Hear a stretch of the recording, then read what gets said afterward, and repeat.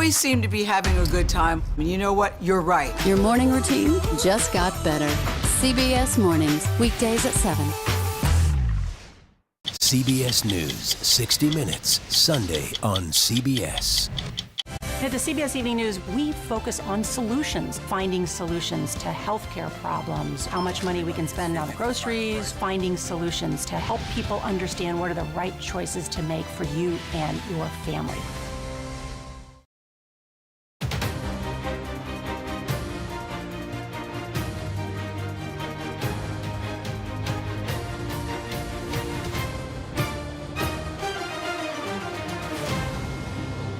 There's no red line. I'm going to cut off all weapons so they don't have the Iron Dome to protect them. They don't have.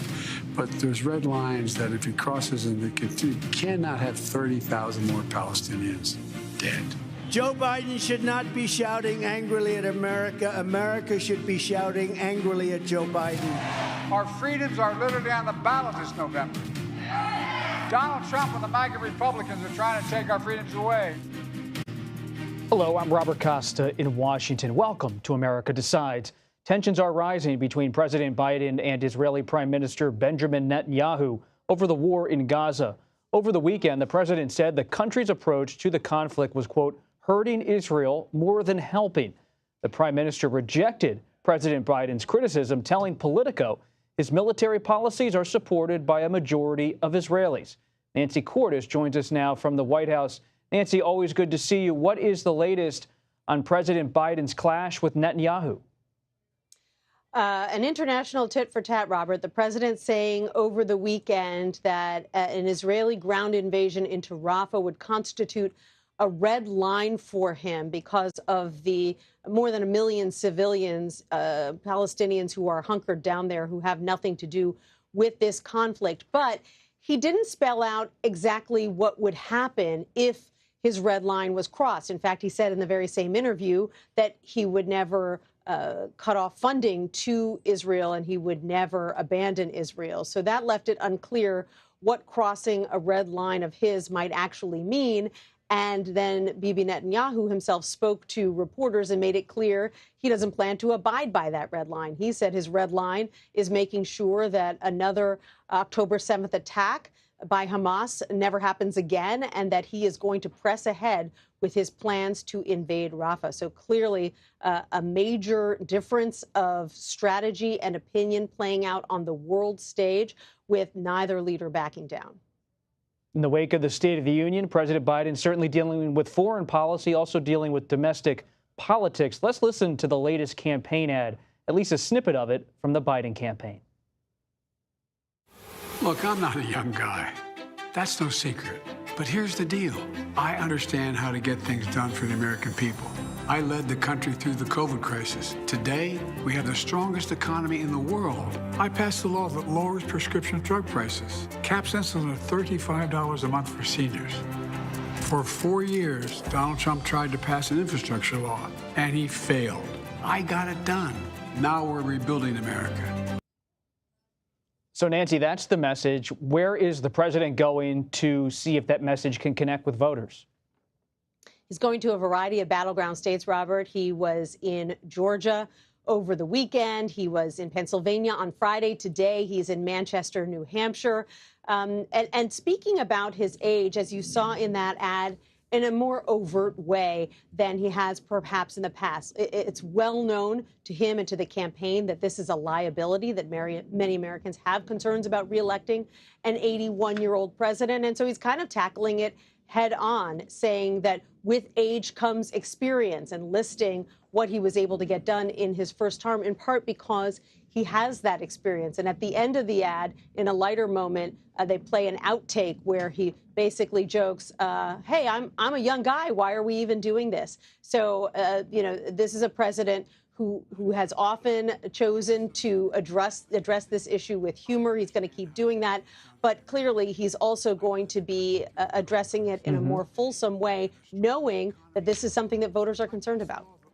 Let's take a look at this map about President Biden's campaign stops. As you can see, if we can pull it up, he was in Georgia in recent days and also in Pennsylvania, Michigan, Wisconsin. You see the industrial Midwest, the Mid-Atlantic. These are all part of President Biden's campaign stops.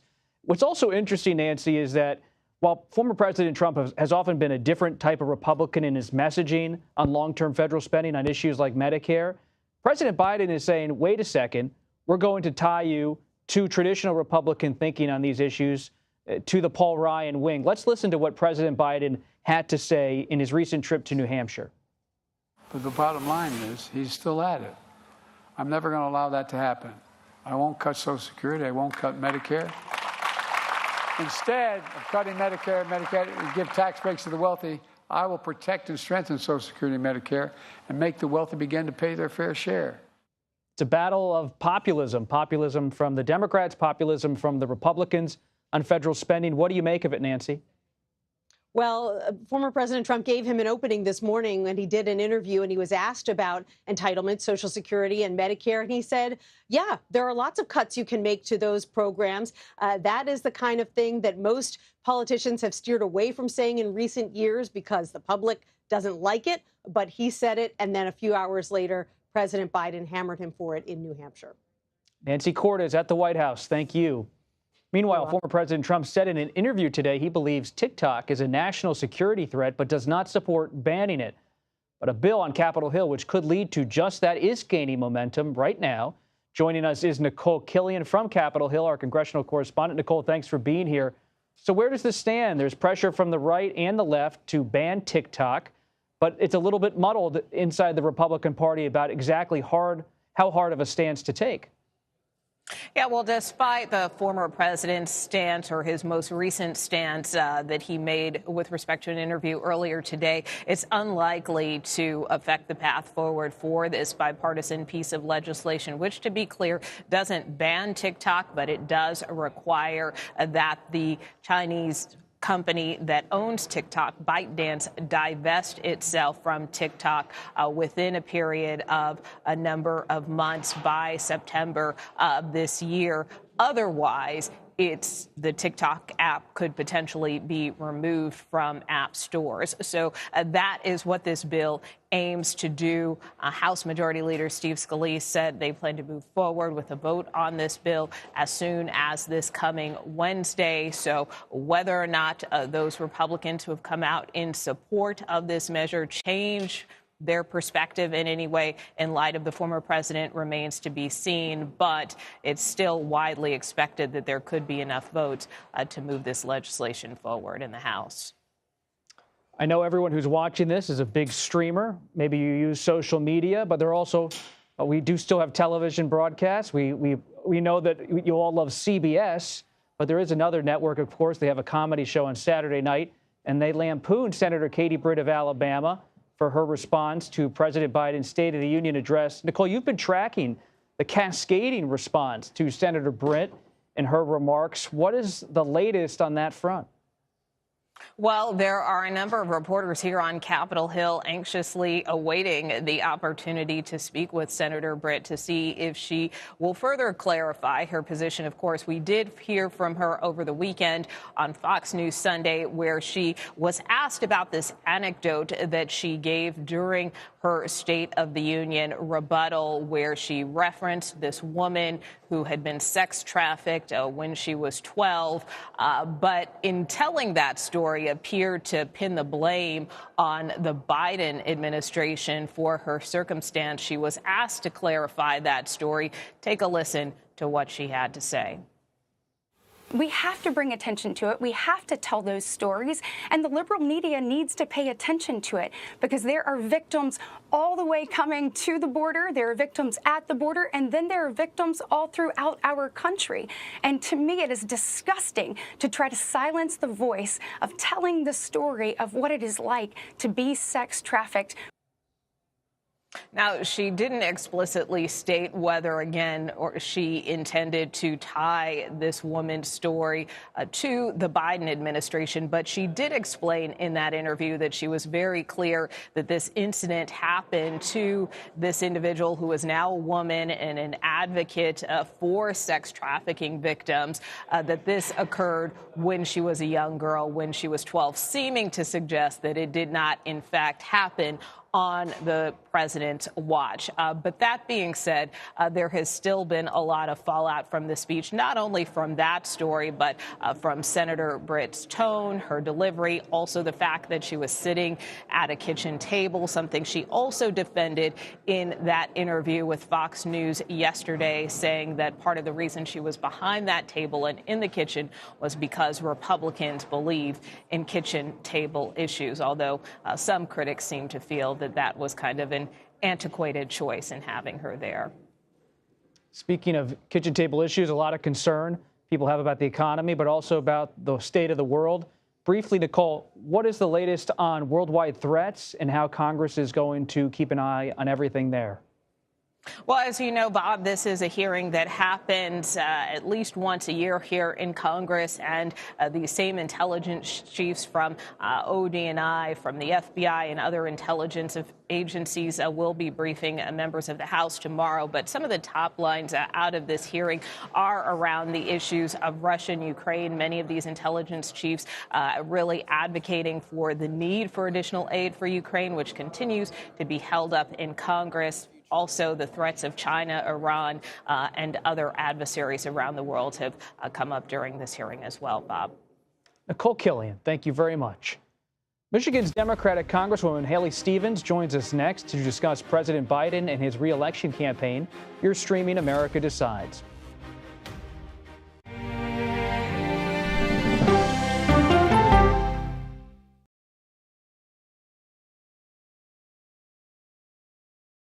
Mr. President, there's a lot to talk about. A lot to talk about. If China invades Taiwan, what will the U.S. Navy do? Here in Tel Aviv, second siren in about 10 minutes. This Humvee just pulled up and said, it's time to leave. The CBS Evening News with Nora O'Donnell. I had progressively fallen deeper into the world of online sports betting. The risk is the rush. What do you think is driving the spike in popularity? I think it's legality. If it's legal, I'm going to use it. There are ways to bet when you are 18. We've created an epidemic of child gambling. You can't walk into a male dormitory in a college campus without sports betting happening. It's America's most neglected problem. I used sports betting as a way to escape, when in reality, I'm choosing self-destruction. Whatever I had left, it was gone. The purpose of the industry is to get you to play to extinction. And that means until all your money is gone.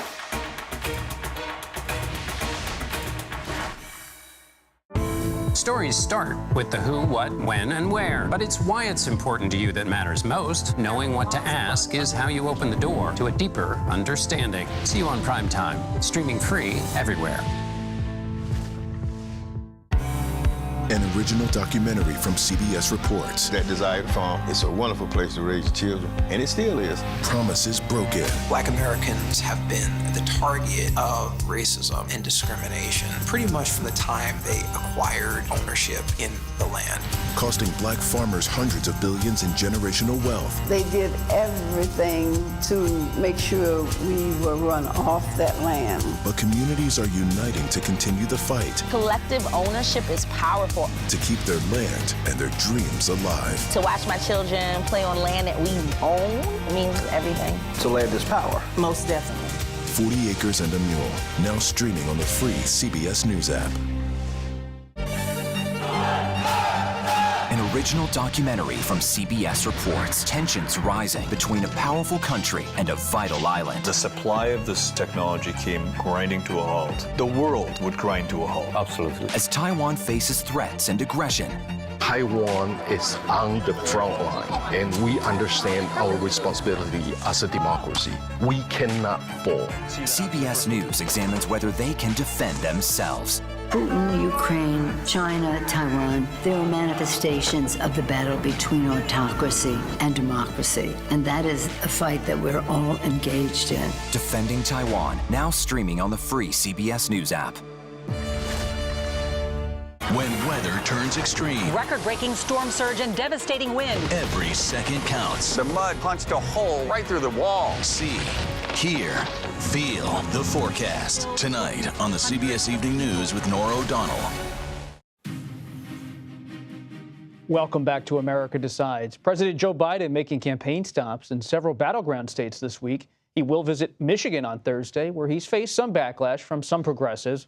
over his response to Israel's war with Hamas. Michigan's Democratic Congresswoman Haley Stevens joins us now, one of them in the delegation. Congresswoman, thanks for being here. We really appreciate your time. Nice to see you. It seems like President Biden just keeps going back to Michigan, to your state.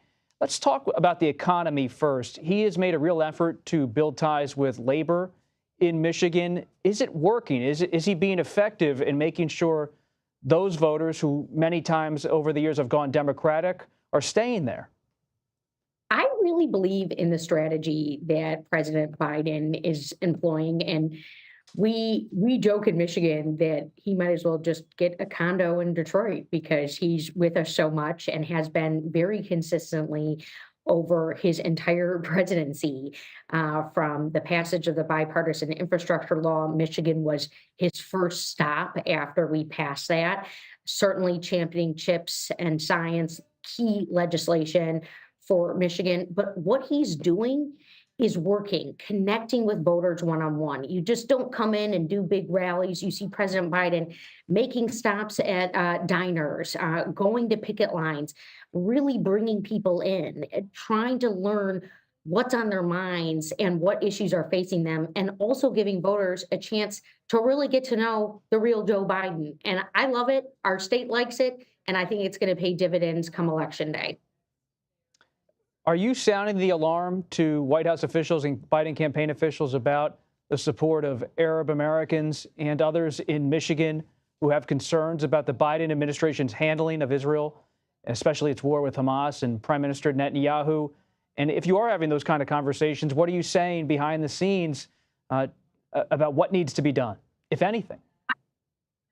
What I'm saying and how we can look at all of this is that this is a moment for Joe Biden to really succeed as himself and how he chooses to lead, with grace, with dignity, with care and compassion, with listening first.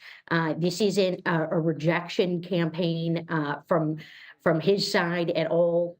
People are upset, they're frustrated, they're in deep, deep pain. And Joe Biden cares about these people as people, not just as voters. What's happened in the Middle East is very tragic. You heard him talk very clearly at the State of the Union that he has been a long-standing elected official with the U.S.-Israel relationship and in support of that, but that he also wants to make sure that aid is getting to innocent Palestinians, that we're still pushing for a two-state solution. I thought he gave a great one-on-one interview the other night as well about the complexities of this situation. And this is where the trajectory of Joe Biden's career, steady, consistent, leaderly, shows the stark contrast with a twice impeached, multiple indicted former president that is yet again running for re-election. You mentioned Trump's legal challenges, his impeachment. You're a member of Congress. You speak to voters all the time. Do you believe that undecided voters, swing voters in Michigan, care about Trump's upcoming criminal hush money payments trial or his potential federal trials looming on the horizon? Are they paying attention? Are they engaged on those issues at all? I think there are a handful of voters who are concerned, and you've seen this play out throughout the Republican primary process. Certainly, Mr. Trump has been winning Republican primaries handedly. He's now the only person running. His last competitor still hasn't endorsed him. But what you saw, and particularly in a state like Michigan, where Nikki Haley amassed 300,000 votes without even really campaigning there, doing very well in a district like mine. Joe Biden still will win my district and is doing very well in my district, but I represent the suburbs of Detroit. And Donald Trump is not going to be able to come back in and win back these suburban voters. You even see traditional Republican voters, some who are scratching their head and saying the indictments, the prosecution, the way these court cases play out, obviously now bankruptcy, that might push them. But look, that's not the campaign that we really need to focus on. That's in the courts and that will play out. We have to look at record. Joe Biden has delivered for American workers. Joe Biden has delivered for Michigan's economy. I'm enthusiastic about this campaign because, frankly, I think it's going to be so much fun to run on the track record of success and then still push forward the campaign of the future, the things that we want to get done, like banning assault weapons, like working on critical minerals, continuing to bolster our supply chain and our manufacturing base, which is how people earn their living in Michigan. And finally here, Congresswoman, I've been speaking to some of your fellow House members, House Democrats behind the scenes, and frankly, some of them, they breathed a sigh of relief after the State of the Union because they wanted President Biden to push back against his critics, people who don't think he's as vital as he once was because of his age, and they believed he had an effective night with the State of the Union. Is that your sense of things, that Democrats now, a few days later, feel a little bit more emboldened, encouraged by what happened at the State of the Union, that the president has a bounce in his step?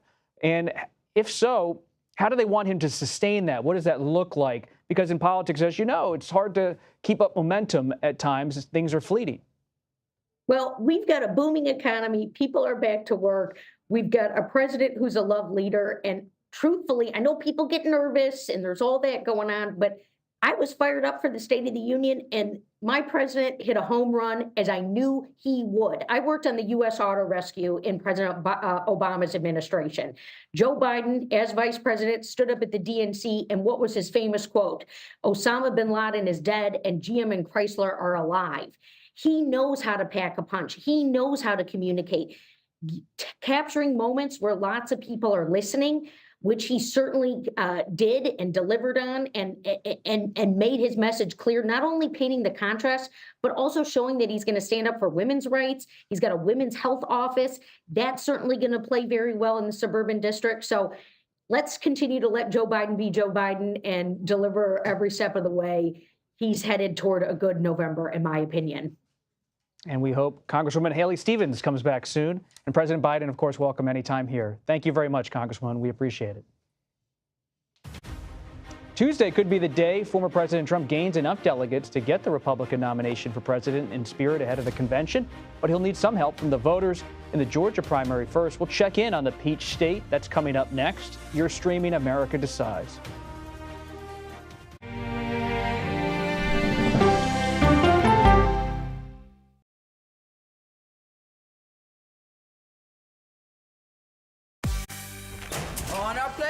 Bright, shiny faces. When you wake up in the morning, we want to be your go-to team. Nate has one of the quickest minds I've ever seen. Tony has a way of making people feel comfortable. Gail has this unbelievable knack to ask the question that you're asking at home. I've been told I could talk to a tree, and that's pretty much true. I don't go to work in the morning. I go for coffee with my two good friends, and we talk about the world. Your morning routine just got better. CBS Mornings, weekdays at 7. It didn't seem like anything could happen, because nothing ever happens in East Palestine, but it did.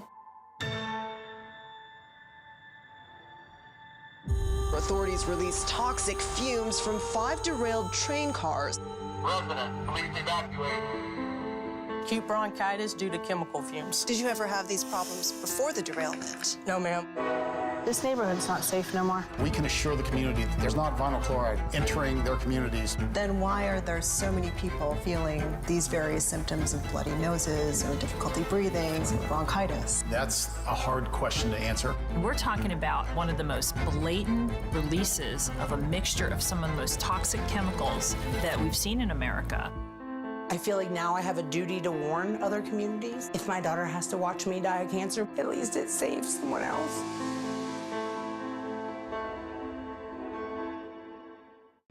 This case. It's like a screenplay, something straight out of Hollywood. But it's not fiction. It's 48 hours. Human remains found this week. 4 families shattered. There's no physical evidence. The mystery would haunt investigators for years. There's some questions that have to be asked and need to be answered. Like a John Grisham novel. A gripping true crime original. 48 hours. Now streaming on the free CBS News app. This is CBS.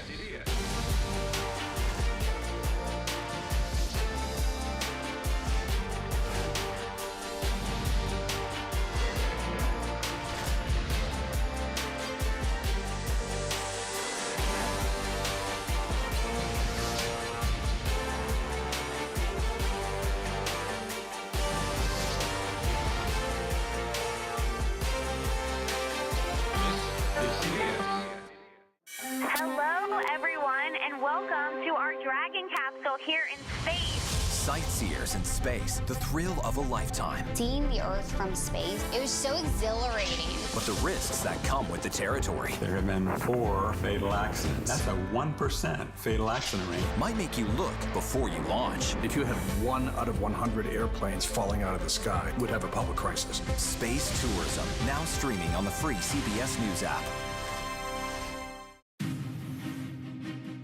Welcome back to America Decides. Tuesday might be the day former President Donald Trump could earn enough delegates to claim the Republican nomination for president. And Georgia is one of 4 states holding primaries on Tuesday. Both Trump and President Biden have recently campaigned in the battleground state, which is poised to play a pivotal role during the general election. CBS News campaign reporters Olivia Rinaldi and Torian Small join us now. Thank you both for being here. Torian, we'll begin with you. You are on the road right now. President Biden, former President Trump, both in Georgia. Such a battleground state. What's the latest? Yeah, this isn't the first time we've seen dueling campaign events on the same day in the same state. This also happened last month when both went to the border to have competing events there. But what we've seen, though, is really a shift, an unofficial shift, if you will, from the primary to the general election. Biden has been focusing his efforts on rebuilding that crucial coalition that helped him make it across the finish line in 2020. Crucial battlegrounds like Georgia was part of that. Fewer than 12,000 voters helped him not just win the state, but ultimately the presidency. But that's his biggest challenge this time around, because he's not only facing opposition and inspiring those same voters to come out this time around, he's also looking at a protest vote movement happening on the ballot as well. We've seen it happen in Michigan, where about 100,000 voters there voted uncommitted. And then also in states, unsuspecting states like North Carolina, 80,000 voters there.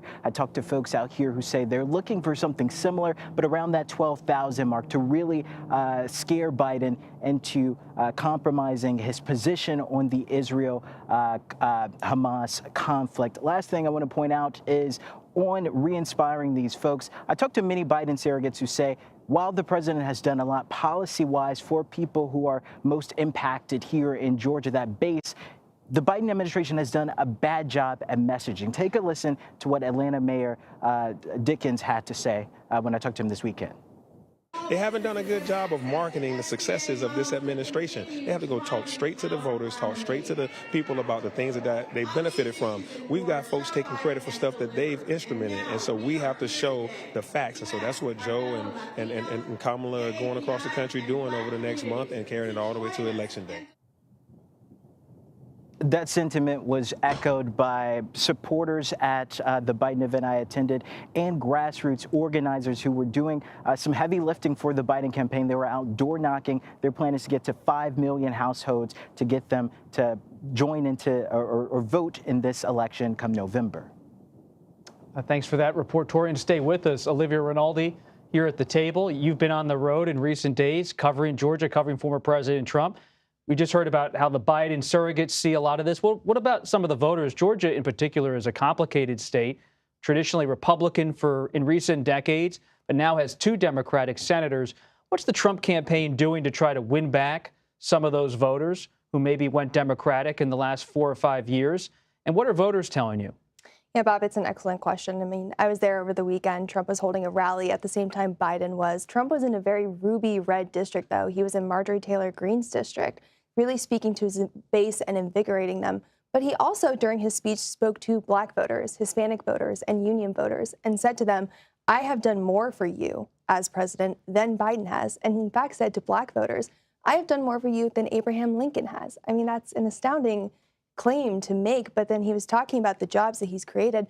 But that message is actually resonating with some voters. I spoke to Jeremiah Hicks. He's a Black voter in Georgia. He's a union worker, and he voted for Trump twice, 2016 and 2020. Take a listen to what he told me about why he's supporting Trump over Biden. A lot of people, especially melanated Black people, see the difference now. They try to paint him as a racist, but we can see through the BS now, you know what I'm saying? Like, he's a good guy because he's not really doing anything for us. He's more misleading. And Trump is straightforward. He's going to tell you how he feels, whether you got to like it or not. You know what I'm saying? If you don't like it, man up, change what you're doing. You know, and other than that, you know, Biden, he pretty much pacifies you and tell you it's going to be all right, but it's never all right. Now, that's just one voter, but it's reflective of this broader sentiment among Black Americans. That's the coalition that Biden desperately needs to hold together to re-win in November. But that's starting to chip away a little bit. Trump is chipping away at that. We're starting to see some of those voters go over to his base. It's something very interesting we're watching. We'll keep watching all of this. Unfortunately, we've run out of time, but we hope you both come back soon to America Decides. Olivia Rinaldi and Torian Small, two terrific reporters. Thank you very much. And that does it for us today. We'll be back with another edition of America Decides tomorrow at 5 p.m. Eastern. You're streaming CBS News.